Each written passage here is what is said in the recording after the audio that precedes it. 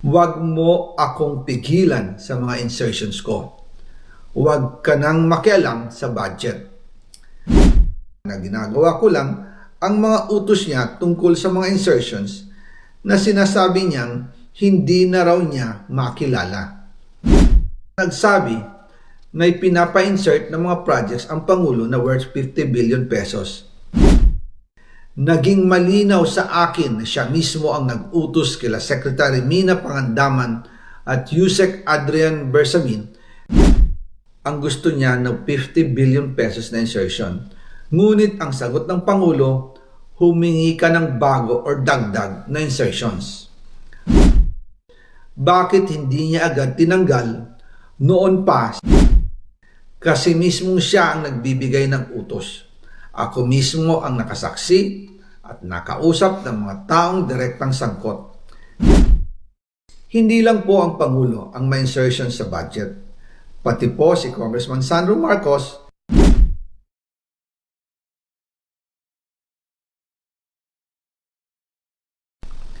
pero kahit na i-deliver na ang 1 billion pesos para kay Pangulong Marcos at kahit na isama na rin sa 2025 budget ang 100 billion pesos insertion sa pamamagitan ng BICAM Committee, ayon mismo sa utos ng Pangulo, nagagalit pa rin daw si BBM.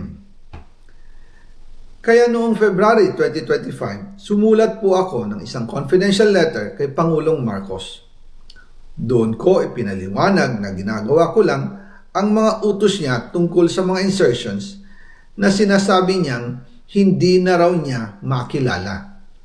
Ilalabas ko po ang sulat ko sa Pangulo kasama ng bidyong ito.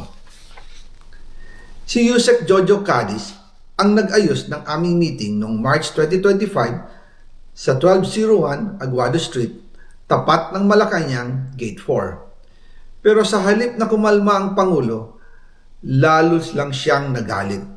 Sa halip na itanggi o linawin niya ang tungkol sa 100 billion insertion, pinagsabihan niya kami ni dating Speaker Romualdez at sa akin mismo, diretsahan niyang sinabi, "Huwag mo akong pigilan sa mga insertions ko. Huwag ka nang makialam sa budget."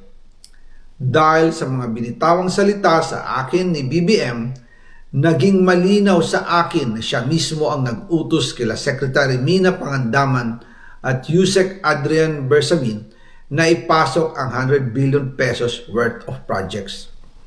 Kaya kung hindi talaga totoo na galing sa Pangulo ang utos, bakit hindi niya agad tinanggal noon pa sina Secretary Mina Pangandaman at Undersecretary Adrian Bersamin nang pinaalam ko sa kanya ang 100 billion insertions sa pamamagitan ng sulat? Bakit ngayon lang nila pinag-resign kung kailan nalaman ng publiko ang tungkol dito?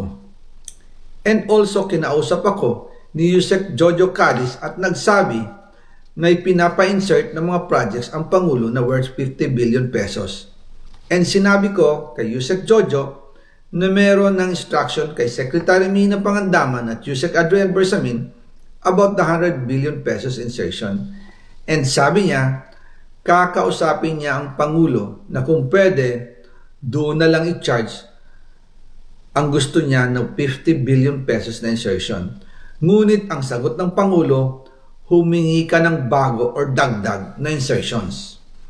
Doon po nakita at naramdaman na hindi pwedeng sabihin ng Pangulo na wala siyang alam sa mga nangyayari.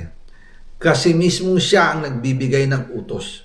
Ako mismo ang nakasaksi at nakausap ng mga taong direktang sangkot. Kaya hindi na pwedeng maghugas kamay at magturo na parang inosente. At kung titingnan ninyo ang 2026 budget, may panibago siyang 97 billion insertions. Pero ngayon, ipinasok na mismo sa President's Budget or NEP 2026.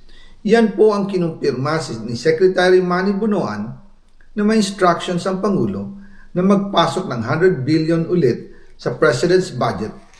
Kaya wala na siyang pwedeng ipamigay. Ito ay nalaman ko noong May 2025 sa meeting namin kasama si dating Speaker Romualdez sa number 30 Tamarind Street, Forbes Park. Kaya nang nadiskubre ng House of Representatives ang insertion sa flood control sa 2026 budget, ibinalik namin ang DPWH NEP 2026 dahil mali na ito at panibagong flood control projects na naman. Hindi lang po ang Pangulo ang may insertion sa budget. Pati po si Congressman Sandro Marcos, meron din pong pinapasok taon-taon. Noong 2023, may 9.636 billion pesos. Noong 2024, 20.174 billion pesos. At nitong 2025, 21.127 billion pesos. Lahat-lahat, ang kabuuan ay 50.938 billion pesos. At bawat taon po, sa tuwing dumarating ang BICAM budget process, lagi po may utos si Congressman Sandro na ipasok ang mga proyekto niya. Nalaman ko na lang sa mga contractor na galit siya sa akin noong pinag-uusapan na ang 2025 GAA budget. Ang sabi daw niya, ipatatagal ako at magpa-file ng maraming kaso laban sa akin. Kasi kulang ng 8 billion pesos yung insertion na gusto niyang ipasok. Ang dahilan daw, may mga contractor na nakapag-advance na sa kanya at dahil hindi na ipasok ang buong halaga, kailangan daw niyang magsauli sa mga yon. Para malinaw sa taong bayan, ilalabas ko po sa video na ito ang listahan ng mga proyekto na kasama sa mga insertions ni Congressman Sandro.